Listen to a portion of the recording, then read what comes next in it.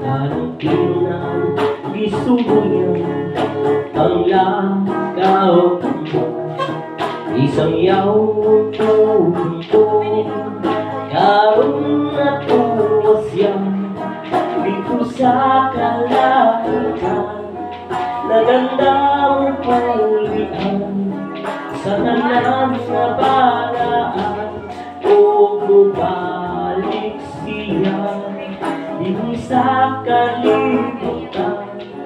Umaulog lagi nung ang natuwa.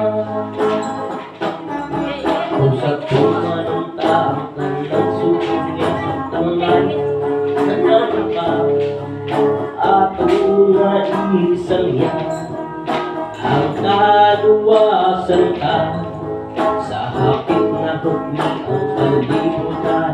Magpadasikon kita araw nila sa sugo sa katawan. Karon natuwa siya dito sa kalangitan. Naganda mo pulian sa tanan na balaan o bumalik siya din sa kalibutan. Umaulog lagi nung ang natuman.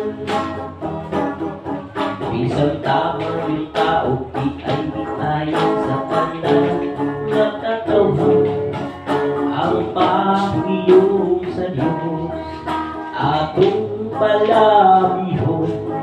Daghang kalisdanan atong masugatan apan siya nagauban hangtod sa katapusan sa kapanahonan.